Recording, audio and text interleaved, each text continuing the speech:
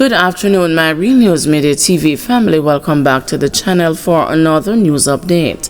And in the news this afternoon, SSL fraud victims being promised a partial payment. Victims of the alleged multi-billion-dollar fraud at Stocks and the Securities Limited are being promised a partial payout starting next month. This comes more than 2 years after news of the scheme devastated clients, including Sprinter legend Usain Bolt through his company WellGen.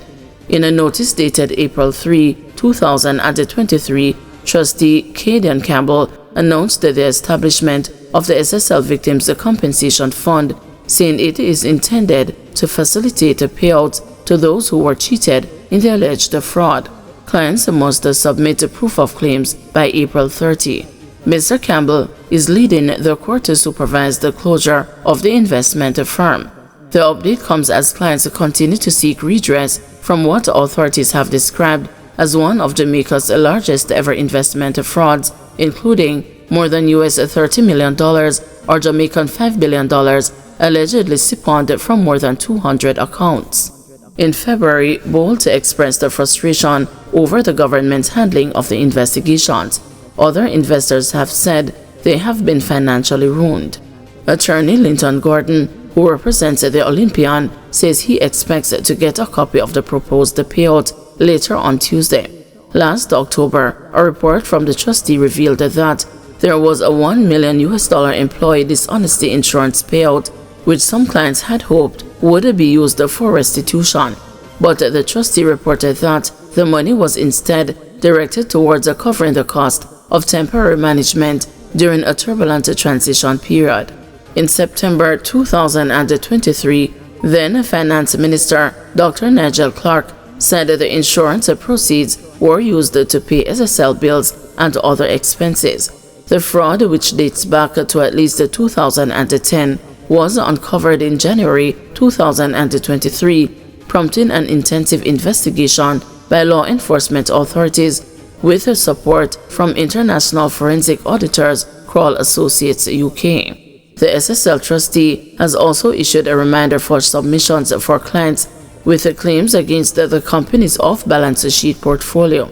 These clients, many of whom hold local and fixed income securities stored at the Jamaica Central Securities Depository, are not directly affected by the fraud, but must still verify and transfer their holdings. At the center of the criminal probe is Jean Panton, who faces a 22-count indictment for allegedly orchestrating the fraud. Ms. Panton is to stand the trial on May 2026 after recanting a confession and denying any involvement. Jamaican facing tourism setbacks arising from Trump's policies. The Ministry of Tourism has admitted that there are jitters in the industry due to the tough immigration policy of the Trump administration and the likely impact on American visitors to the island.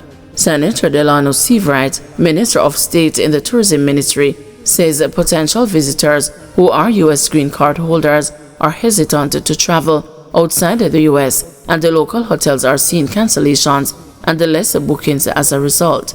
Accordingly, he says stakeholders have expressed concern about the potential downturn in visitor arrivals this year. So we have picked up on social media and certainly from our partners, including tour operators, some of our Jamaica Tourist Board officials and so on, that a number of persons who are holders of green cards are concerned about traveling outside the United States, given the enhanced jitters related to the immigration crackdown currently going on across the United States.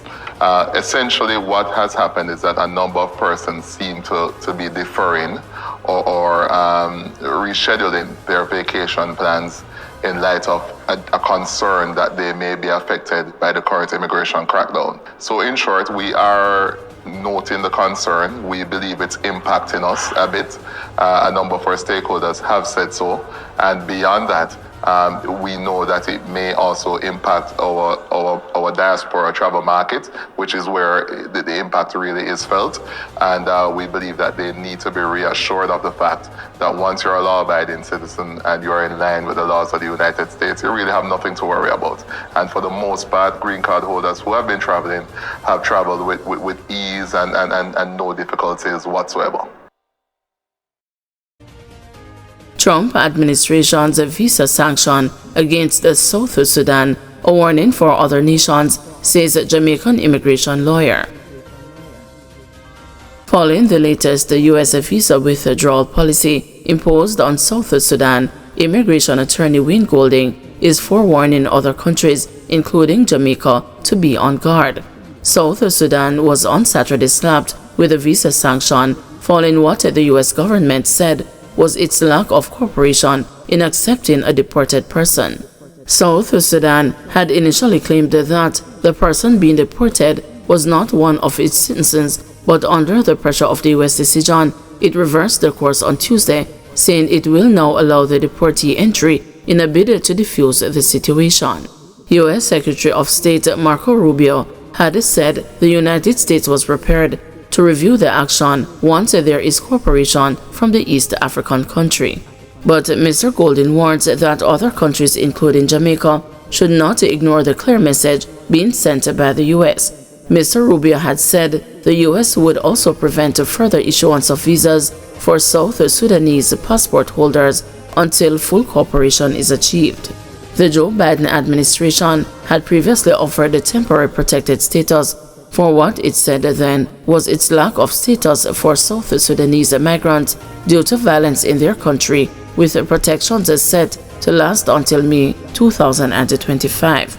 Mr. Golding said this reversal indicates that the U.S. has taken a strident approach to enforcing what it deems border protection, even at the expense of humanitarian relief. On the matter of the 10% tariff imposed on Jamaica, Mr. Golding believes international negotiations have become one-sided. By immigration numbers, it's a small amount of people that will be affected directly.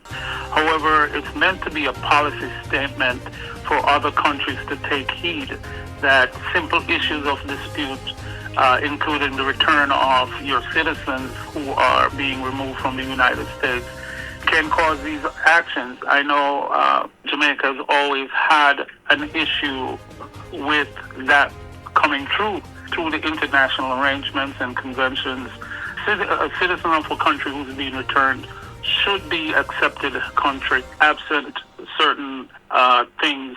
A lot of people are thinking, well, we can talk to the United States diplomatically and otherwise quietly or loudly. But the fact is that people have to recognize that the big stick is in full swing and full action. So with these two things, and I'll speak specifically to Jamaica in terms of the effect of tariffs. I don't know if people in Jamaica thought that tariffs were going to affect Jamaica. Guys, thank you for watching. See you this evening at 6 p.m. for another news update.